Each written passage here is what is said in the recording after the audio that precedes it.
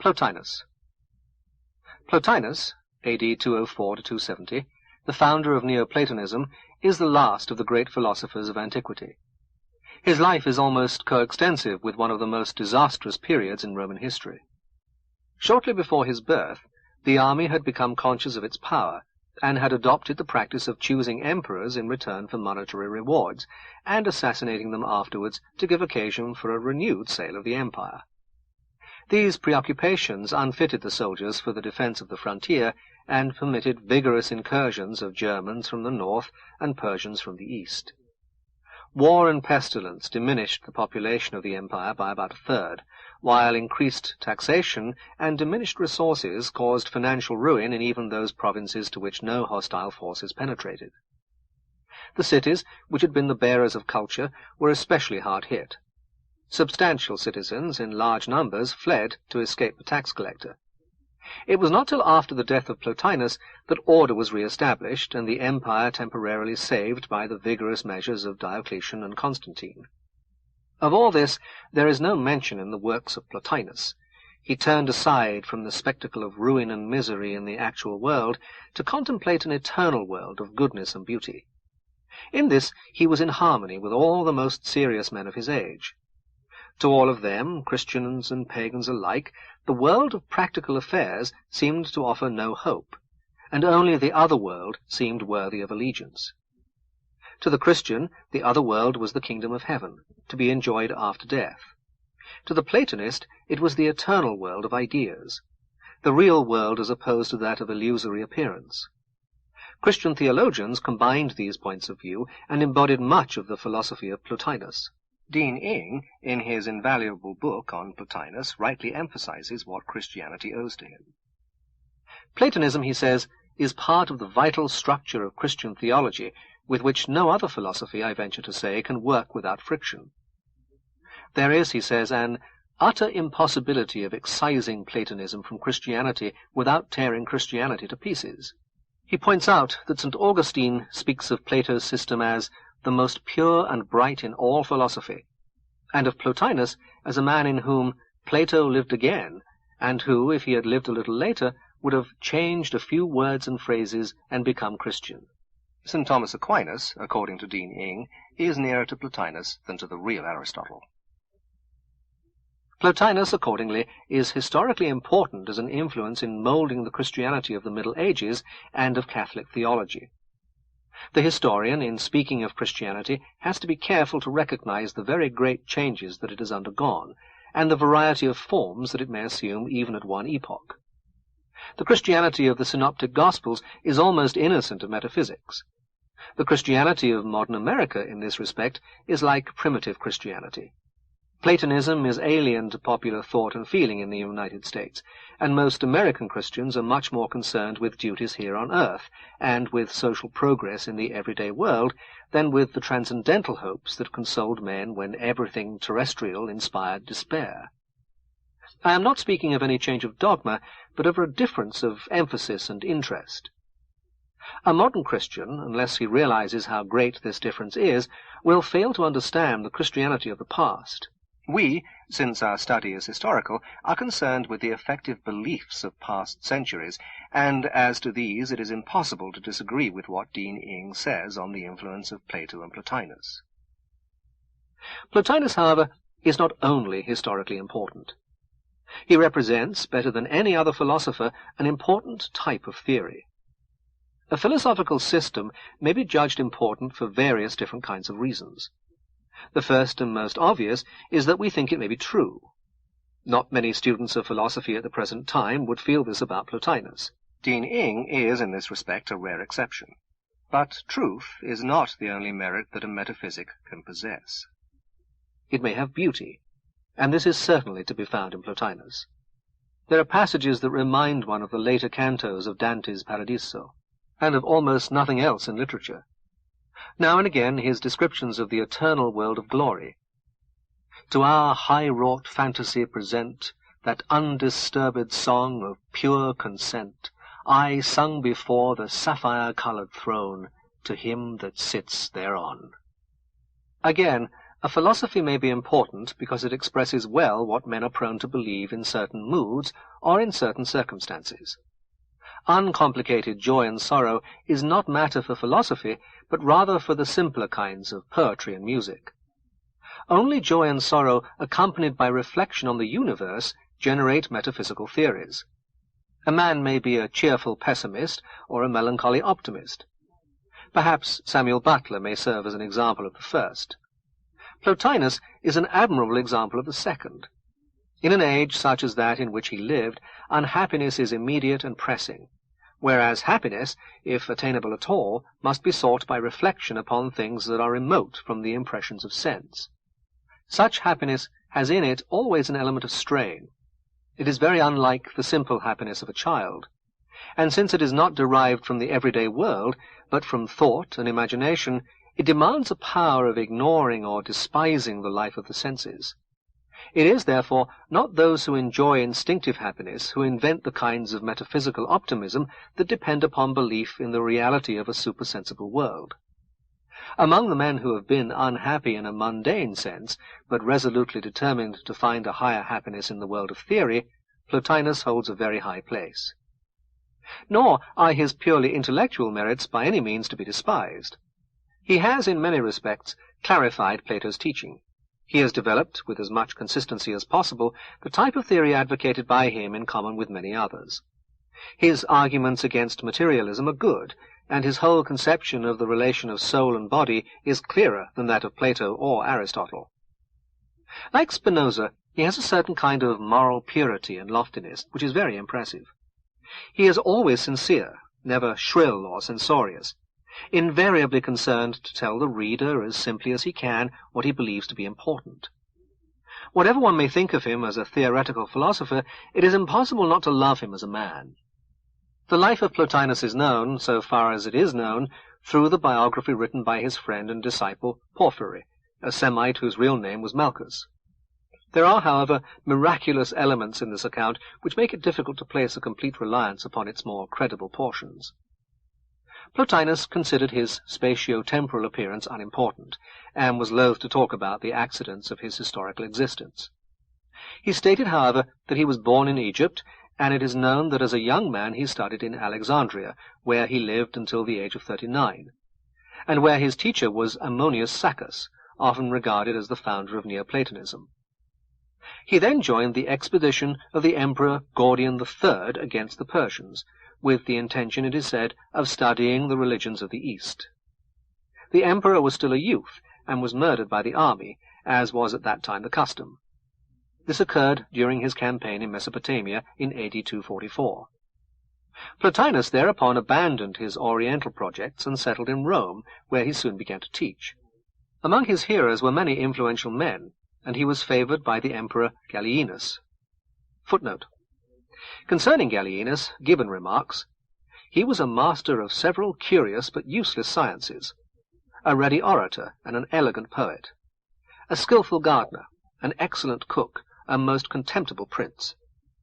When the great emergencies of the state required his presence and attention, he was engaged in conversation with the philosopher Plotinus, wasting his time in trifling or licentious pleasures, preparing his initiation to the Grecian mysteries, or soliciting a place in the Areopagus of Athens." End of footnote. At one time he formed a project of founding Plato's Republic in the Campania, and building for the purpose a new city to be called Platonopolis. The emperor at first was favorable, but ultimately withdrew his permission. It may seem strange that there should be room for a new city so near Rome, but probably by that time the region was malarial, as it is now, but had not been earlier. He wrote nothing until the age of 49. After that he wrote much. His works were edited and arranged by Porphyry, who was more Pythagorean than Plotinus, and caused the Neoplatonist school to become more supernaturalist than it would have been if it had followed Plotinus more faithfully.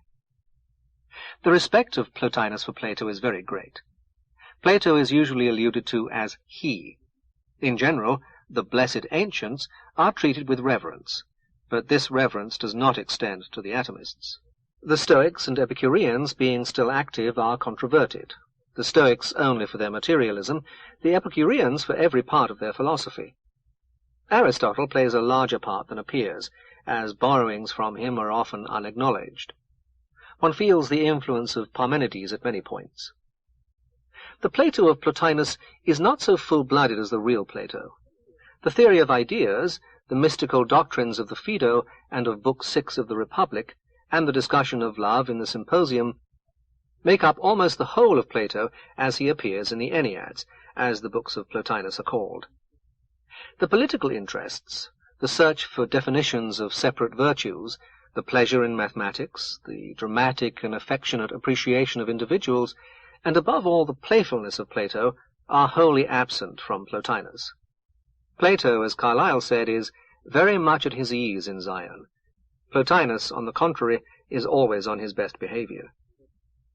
The metaphysics of Plotinus begins with a holy trinity, the One, Spirit, and Soul. These three are not equal, like the persons of the Christian Trinity. The One is supreme, Spirit comes next, and Soul last. Footnote. Origen, who was a contemporary of Plotinus and had the same teacher in philosophy, taught that the first person was superior to the second, and the second to the third, agreeing in this with Plotinus. But Origen's view was subsequently declared heretical. End of footnote. The One is somewhat shadowy. It is sometimes called God, sometimes the Good. It transcends being, which is the first sequent upon the One. We must not attribute predicates to it, but only say, it is. This is reminiscent of Parmenides. It would be a mistake to speak of God as the All, because God transcends the All. God is present through all things. The One can be present without any coming. While it is nowhere, nowhere is it not. Although the One is sometimes spoken of as the Good, we are also told that it precedes both the good and the beautiful. Sometimes the One appears to resemble Aristotle's God. We are told that God has no need of his derivatives and ignores the created world. The One is indefinable, and in regard to it there is more truth in silence than in any words whatever. We now come to the second person, whom Plotinus calls nous. It is always difficult to find an English word to represent nous.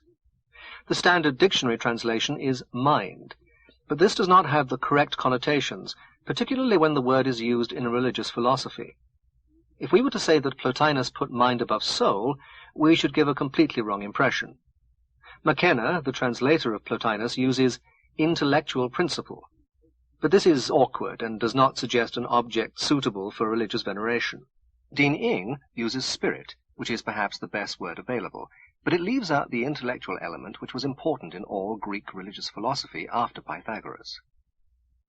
Mathematics, the world of ideas and all thought about what is not sensible, have, for Pythagoras, Plato, and Plotinus, something divine.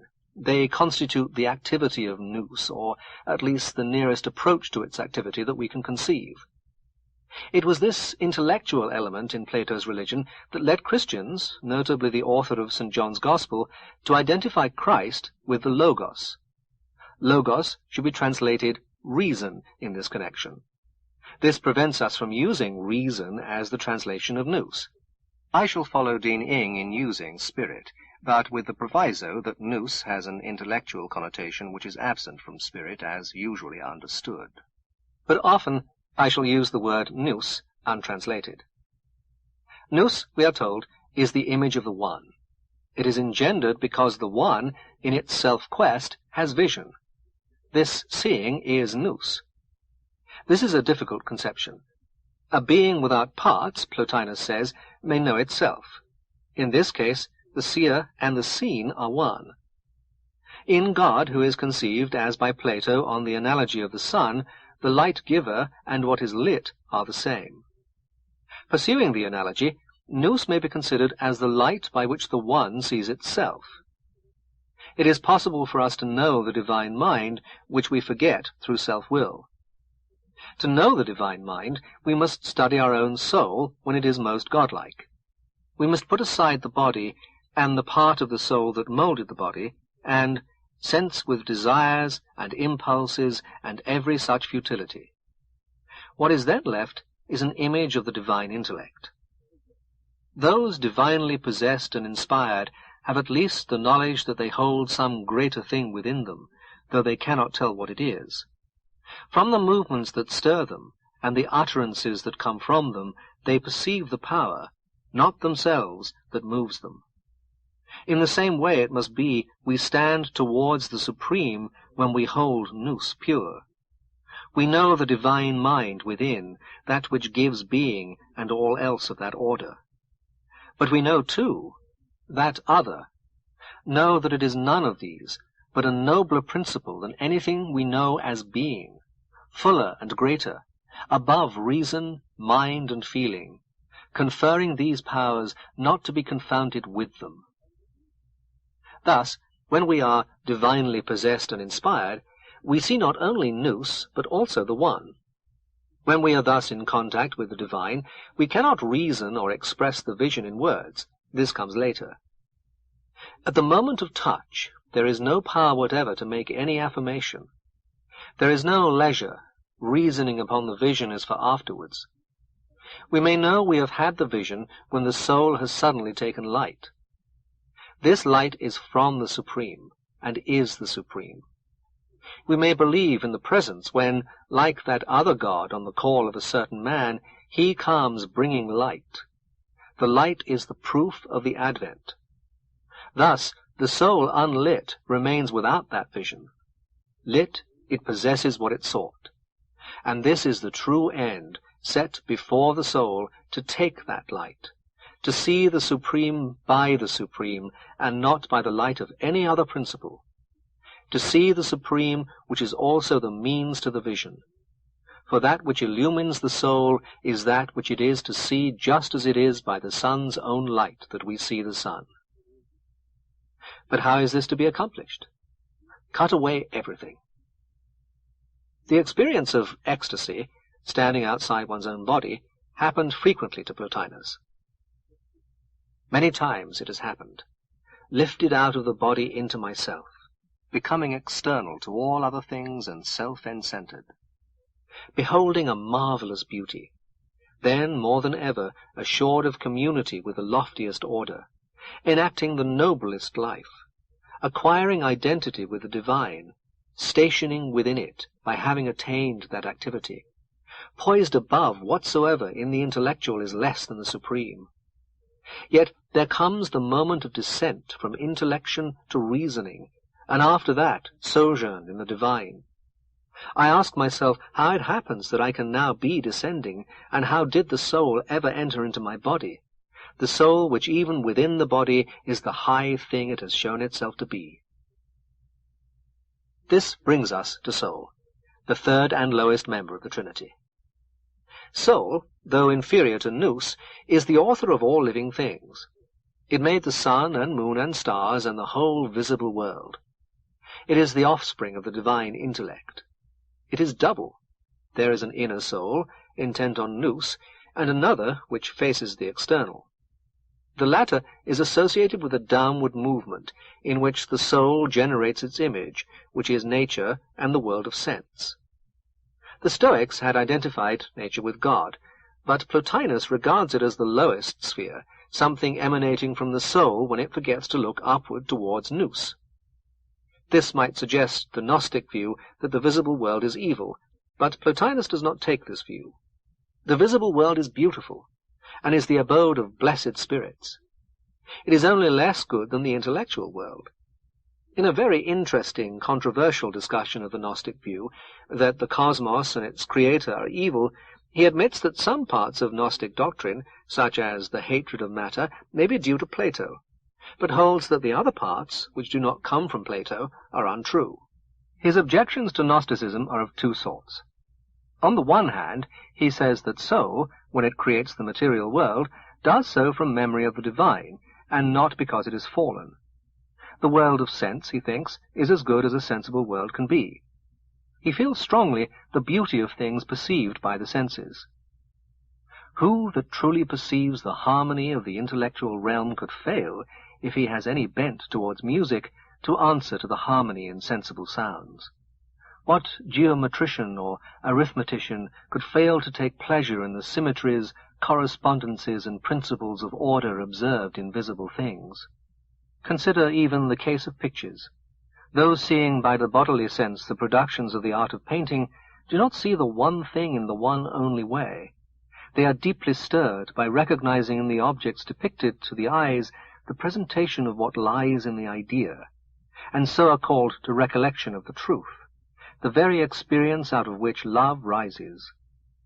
Now, if the sight of beauty excellently reproduced upon a face hurries the mind to that other sphere, surely no one seeing the loveliness lavish in the world of sense, this vast orderliness, the form which the stars even in their remoteness display, no one could be so dull-witted, so immovable, as not to be carried by all this to recollection, and gripped by reverent awe in the thought of all this so great, sprung from that greatness. Not to answer thus could only be to have neither fathomed this world nor had any vision of that other. There is another reason for rejecting the Gnostic view. The Gnostics think that nothing divine is associated with the sun, moon, and stars. They were created by an evil spirit. Only the soul of man, among things perceived, has any goodness. But Plotinus is firmly persuaded that the heavenly bodies are the bodies of godlike beings, immeasurably superior to man. According to the Gnostics, their own soul, the soul of the least of mankind, they declare deathless, divine. But the entire heavens and the stars within the heavens have had no communion with the immortal principle, though these are far purer and lovelier than their own souls. For the view of Plotinus, there is an authority in the Timaeus, and it was adopted by some Christian fathers, for instance, Origen. It is imaginatively attractive. It expresses feelings that the heavenly bodies naturally inspire, and makes man less lonely in the physical universe. There is in the mysticism of Plotinus nothing morose or hostile to beauty, but he is the last religious teacher for many centuries of whom this can be said. Beauty, and all the pleasures associated with it, came to be thought to be of the devil. Pagans, as well as Christians, came to glorify ugliness and dirt. Julian, the apostate, like contemporary Orthodox saints, boasted of the populousness of his beard. Of all this there is nothing in Plotinus. Matter is created by soul, and has no independent reality. Every soul has its hour. When that strikes, it descends, and enters the body suitable to it. The motive is not reason, but something more analogous to sexual desire. When the soul leaves the body, it must enter another body if it has been sinful, for justice requires that it should be punished. If in this life you have murdered your mother, you will in the next life be a woman and be murdered by your son. Sin must be punished, but the punishment happens naturally, through the restless driving of the sinner's errors. Do we remember this life after we are dead? The answer is perfectly logical, but not what most modern theologians would say. Memory is concerned with our life in time, whereas our best and truest life is in eternity. Therefore, as the soul grows towards eternal life, it will remember less and less. Friends, children, wife will be gradually forgotten. Ultimately, we shall know nothing of the things of this world, but only contemplate the intellectual realm. There will be no memory of personality which in contemplative vision is unaware of itself. The soul will become one with nous, but not to its own destruction. Nous and the individual soul will be simultaneously two and one. In the fourth Ennead, which is on the soul, one section, the seventh tractate, is devoted to the discussion of immortality. The body, being compound, is clearly not immortal. If, then, it is part of us, we are not wholly immortal. But what is the relation of the soul to the body?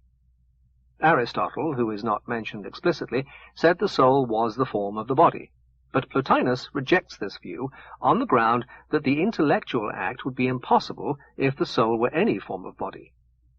The Stoics think that the soul is material, but the unity of the soul proves that this is impossible. Moreover, since matter is passive, it cannot have created itself.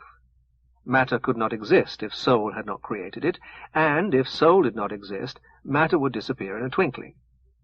The soul is neither matter nor the form of a material body, but essence, and essence is eternal. This view is implicit in Plato's argument that the soul is immortal because ideas are eternal, but it is only with Plotinus that it becomes explicit. How does the soul enter the body from the aloofness of the intellectual world? The answer is through appetite. But appetite, though sometimes ignoble, may be comparatively noble. At best, the soul has the desire of elaborating order on the model of what it has seen in the intellectual principle, nous. That is to say, soul contemplates the inward realm of essence and wishes to produce something as like it as possible that can be seen by looking without instead of looking within, like, we might say, a composer who first imagines his music and then wishes to hear it performed by an orchestra. But this desire of the soul to create has unfortunate results. So long as the soul lives in the pure world of essence, it is not separated from other souls living in the same world. But as soon as it becomes joined to a body, it has the task of governing what is lower than itself. And by this task, it becomes separate from other souls, which have other bodies. Except in a few men at a few moments, the soul becomes chained to the body. The body obscures the truth, but there all stands out clear and separate. Footnote: Plotinus habitually uses there as a Christian might, as it is used, for instance, in "the life that knows no ending, the tearless life is there." End of footnote. This doctrine, like Plato's, has difficulty in avoiding the view that the creation was a mistake. The soul, at its best, is content with nous, the world of essence. If it were always at its best, it would not create, but only contemplate. It seems that the act of creation is to be excused on the ground that the created world, in its main lines, is the best that is logically possible. But this is a copy of the eternal world, and as such has the beauty that is possible to a copy. The most definite statement is in the tractate on the Gnostics. To ask why the soul has created the cosmos is to ask why there is a soul and why a creator creates. The question also implies a beginning in the eternal, and further represents creation as the act of a changeful being who turns from this to that. Those that think so must be instructed, if they would but bear with correction, in the nature of the supernals, and brought to desist from that blasphemy of majestic powers which comes so easily to them where all should be reverent scruple. Even in the administration of the universe there is no ground for such attack, for it affords manifest proof of the greatness of the intellectual kind. This all that has emerged into life is no amorphous structure, like those lesser forms within it which are born night and day out of the lavishness of its vitality. The universe is a life organized, effective, complex, all-comprehensive, displaying an unfathomable wisdom. How then can anyone deny that it is a clear image, beautifully formed, of the intellectual divinities? No doubt it is a copy, not original, but that is its very nature. It cannot be at once symbol and reality. But to say that it is an inadequate copy is false. Nothing has been left out which a beautiful representation within the physical order could include. Such a reproduction there must necessarily be, though not by deliberation and contrivance, for the intellectual could not be the last of things, but must have a double act, one within itself and one outgoing.